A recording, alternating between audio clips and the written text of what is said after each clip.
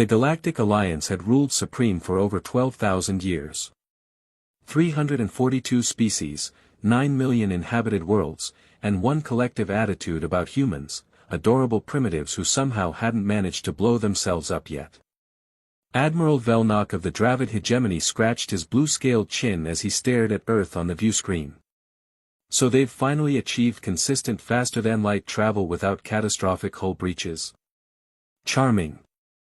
Yes, Admiral, his aide Krillax replied.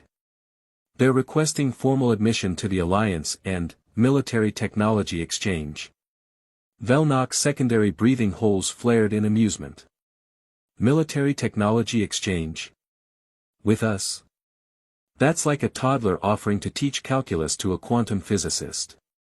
Protocol requires some gesture of good faith, Krillax reminded him. The Council expects recommendations within the solar cycle.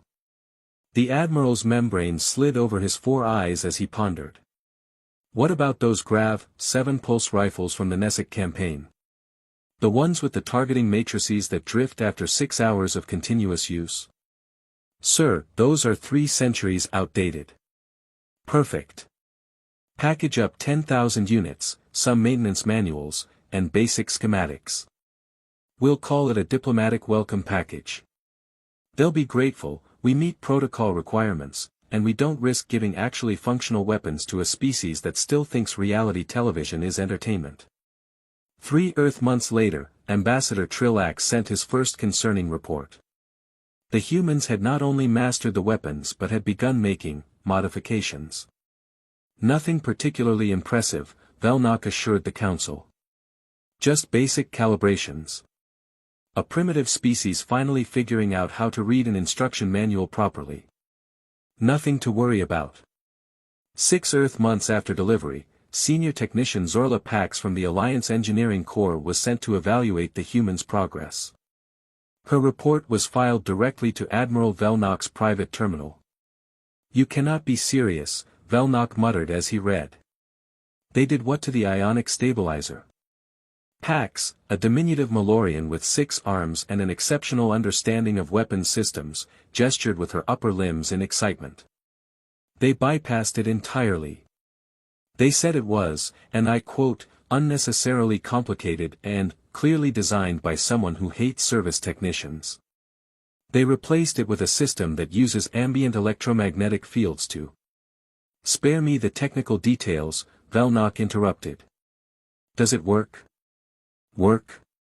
Admiral, it improves firing efficiency by 28%. And they've solved the targeting matrix drift. The Admiral's scales flattened against his skull, a sign of distress among the Dravid. That drift issue has plagued our engineers for centuries. How did they solve it?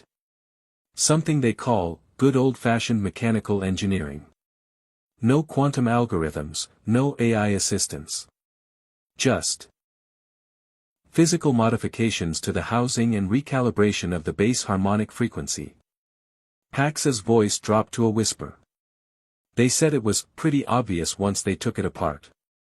Vel'Nok dismissed the technician with a flick of his ceremonial rank tassel.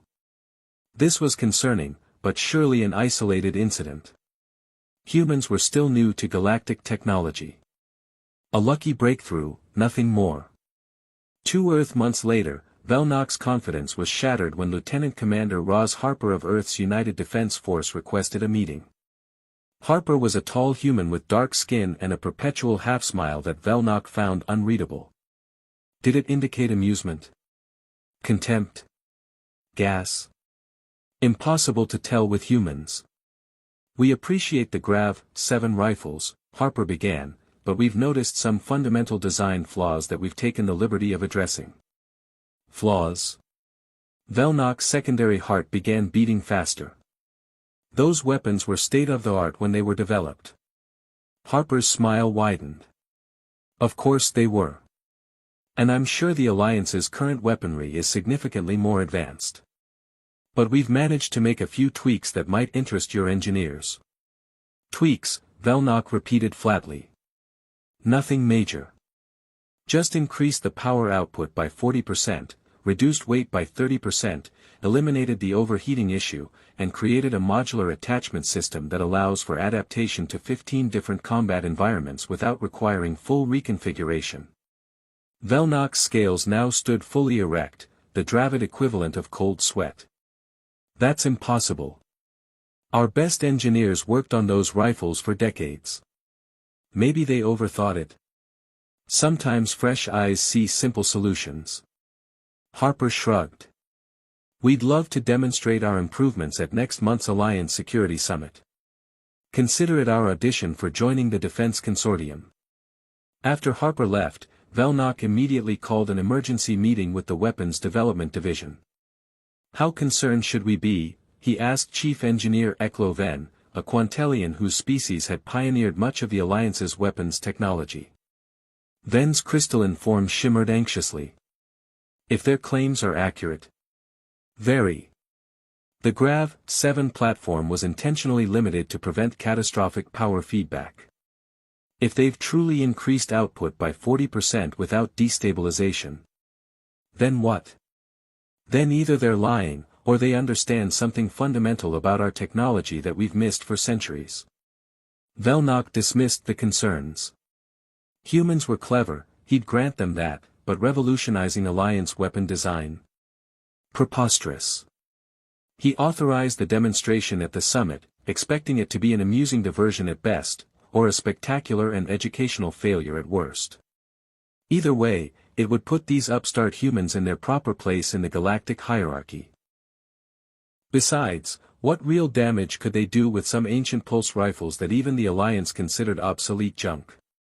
As the human delegation began preparations for their demonstration, Admiral Vel'Nok couldn't possibly know that within 3 weeks, everything he understood about warfare, technology, and humanity's place in the cosmos would be completely and irrevocably shattered. The day of the demonstration arrived with the pompous ceremony typical of Alliance gatherings. 200 diplomats and military officials from across the galaxy filled the observation deck above testing range Zeta 9. Admiral Vel'Nok positioned himself prominently, ready to witness what he expected would be humanity's first humbling lesson in galactic politics. They've set up quite the elaborate course, observed General Forax of the Tellurian fleet, her gelatinous form rippling with curiosity. Perhaps they misunderstood the purpose of this demonstration. Vel'Nok flicked his rank tassel dismissively. Humans have a flair for theatrics. Let them have their moment before reality sets in. The human team entered the range led by Lieutenant Commander Harper and a wiry engineer named Eli Novak, who carried what appeared to be a standard Grav-7 rifle. Except it wasn't standard at all. Even from the observation deck, Vel'Nok could see the modifications, sleeker housing, additional venting ports, and what looked suspiciously like manual targeting sights. Distinguished members of the Galactic Alliance, Harper's voice boomed through the chamber. Thank you for this opportunity. What you're about to see is the result of 3 months of work by Earth's brightest minds, who saw not obsolete weapons, but potential waiting to be unlocked. Novak stepped forward, holding up the modified rifle. We call this the Phoenix 1, in honor of Earth mythology about creating new life from ashes. Or in this case, creating kick-ass weapons from, well, less kick-ass weapons. A ripple of uncomfortable muttering spread through the alien audience. Humans and their blunt speech. First, Harper continued, a baseline demonstration of the original Grav-7 performance. A standard unmodified rifle was fired at targets by an Alliance weapons officer. It performed exactly as expected, moderately effective at short range, with decreasing accuracy at distance, and a noticeable delay between trigger pull and discharge. And now, Harper announced with unmistakable pride, the Phoenix 1. Novak took position, shouldered the weapon, and fired. The difference was immediately and disturbingly apparent. The discharge was silent, the recoil nearly non-existent, and the target, placed at 3 times the distance of the previous demonstration, disintegrated completely. We removed the ionic stabilizer entirely, Novak explained, as if discussing a minor software update rather than a fundamental redesign of centuries-old technology. It was actually creating resistance in the particle acceleration chamber. By replacing it with a gravitational focusing lens, inspired by your own FTL drive technology, by the way, we achieved better stability with none of the energy waste. Chief Engineer Ven's crystalline form pulsed rapidly in distress. That shouldn't work, he whispered to Vel'Nok. The theoretical physics doesn't support that configuration. Harper continued, seemingly oblivious to the growing discomfort among the Alliance representatives. We also noticed your power cells were needlessly complex. Our engineers simplified the containment matrix and increased capacity by 60%. The most significant improvement, Novak added, was fixing your targeting system. No offense, but whoever designed the original targeting matrix clearly never had to use it in actual combat conditions. We replaced the quantum algorithmic approach with a hybrid system that combines good old-fashioned mechanical alignment with a streamlined predictive matrix. She demonstrated by firing at a series of moving targets, hitting each one with perfect precision. The original design calculated 16,000 variables for each shot. Impressive, but excessive. We reduced it to 42 critical variables and achieved better results with 1,000th the processing power. Admiral Vel'Nok felt his scales flattening against his body in mortification. Around him, Alliance military officials were exchanging alarmed glances. The Grav-7 rifles had been deliberately hobbled, yes, but the fundamental design principles were the same ones used in current Alliance weaponry. If humans could so easily improve these outdated models. For our final demonstration, Harper announced with undisguised glee, we'd like to show you the modular capabilities we've added. What followed was a blur of increasingly impressive modifications. The Phoenix 1 transformed from rifle to sniper configuration, to area suppression mode, to close-quarters combat setup, each transition taking less than 10 seconds and requiring no tools. In battlefield conditions, Harper explained, adaptability saves lives. Your original design required complete recalibration for different environments. We found that unnecessarily limiting. The final demonstration involved something that made Admiral Vel'Nok's primary heart nearly stop. Novak attached what appeared to be a crude aftermarket power cell to the Phoenix 1, aimed at a reinforced durasteel barrier at the far end of the range, and fired. The barrier didn't just break. It vaporized. That was our experimental power booster, Harper noted casually. Still working out some kinks with heat dissipation, but the concept is solid. The silence in the observation deck was absolute. Then General Forax's voice cut through, that barrier was rated to withstand direct hits from current-generation Alliance heavy weaponry. Harper nodded. Yes, we read the specifications. Very impressive material science. We're hoping to learn more about your metallurgical techniques if we're granted Alliance membership. The diplomatic reception following the demonstration was tense. Alliance military officials huddled in concerned groups while human representatives mingled, seemingly oblivious to the political earthquake they had just caused. Admiral Vel'Nok found himself cornered by Harper, who offered a drink with that same unreadable half-smile. Your thoughts on our improvements, Admiral? Vel'Nok struggled to maintain composure. Impressive, if somewhat, concerning. Concerning? We thought you'd be pleased. After all, these were your reject weapons. Lieutenant Commander Harper, Vel'Nok said carefully, I must ask, if you can do this with our outdated technology, what else have you reimagined? Harper's smile widened. That depends entirely on how the Alliance votes regarding Earth's membership application. We have dozens of other modifications ready to share with our new allies. The implied threat wasn't subtle. If humans could revolutionize Alliance weapon design in months, what might they accomplish as rivals rather than allies? 2 weeks later, Earth was unanimously voted into the Alliance with unprecedented speed. Admiral Vel'Nok personally signed the recommendation, with a private note attached, denial risks creating an adversary with disturbing innovative capabilities. Strategic containment through integration is advised. 6 months later, human engineers were embedded throughout Alliance military research divisions. Their perspective proved revolutionary not just in weapons design but in propulsion systems, shield technology, and tactical doctrine. They think differently, Chief Engineer Ven explained during a briefing to Alliance leadership.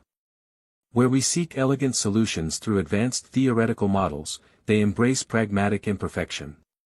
They don't fear breaking established rules because they never fully understood them in the first place. Admiral Vel'Nok, now heading the newly formed Human Integration Command, had come to a disturbing realization. The Alliance hadn't done humans a favor by offering outdated weapons. Humans had done the Alliance a favor by exposing centuries of stagnant thinking disguised as sophistication. The greatest weapon humans brought to galactic warfare wasn't their technical innovations, Vel'Nok noted in his final report before retirement. It was their refusal to accept that something couldn't be improved simply because we said so. We gave them our weakest weapons as a diplomatic gesture. They gave us back something far more dangerous, a mirror reflecting our own complacency. As for the Phoenix 1 rifle, it now occupies a prominent place in the Alliance Military Museum, with a simple plaque that reads: "The weapon that transformed galactic warfare wasn't the rifle itself, but the human mind that refused to accept its limitations." The Galaxy Post. Breaking news: Human Innovation Division surprises Alliance Council with Project Prometheus. 3 standard cycles after Earth's integration into the Galactic Alliance, Admiral Vel'Nok's successor found herself facing yet another human-induced headache. Admiral Thela Koss, a veteran Solarian with iridescent skin that rippled with her emotions, was currently displaying an alarming pattern of purple distress lines as she reviewed the latest report from the Human Innovation Division. "They did this without authorization?" she asked, voice carefully controlled. Lieutenant Commander Harper, now Director Harper of Alliance Weapons Integration, nodded casually. "We interpreted the research mandate broadly. After the Phoenix rifle success, we figured you'd appreciate initiative. Initiative is one thing. Complete redesign of our planetary defense grid architecture is quite another," Admiral Koss replied, floating the holographic schematics between them. "Project Prometheus isn't just an upgrade," Harper explained, that familiar half-smile appearing. "It's a complete paradigm shift. Your current planetary defense systems operate independently of each other. We've created an adaptive network that learns and responds collectively." Koss's skin flickered between purple concern and yellow interest.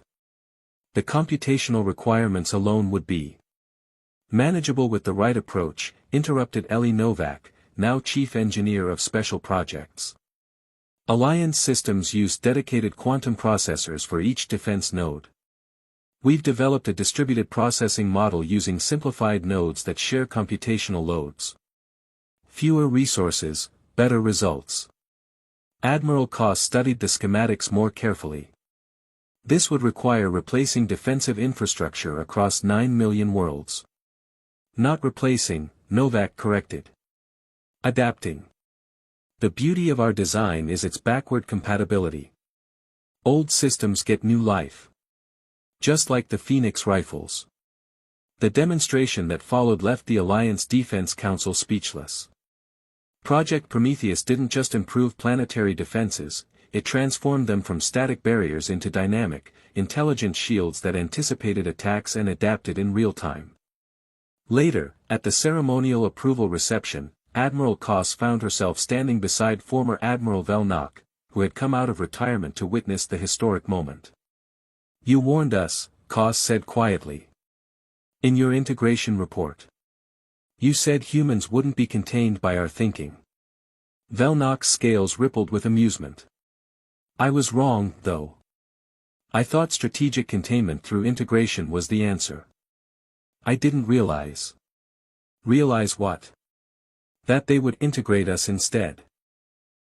He gestured around the reception hall, where human engineers were enthusiastically explaining concepts to Alliance officials from hundreds of species. "Look at how we've changed in just 3 cycles.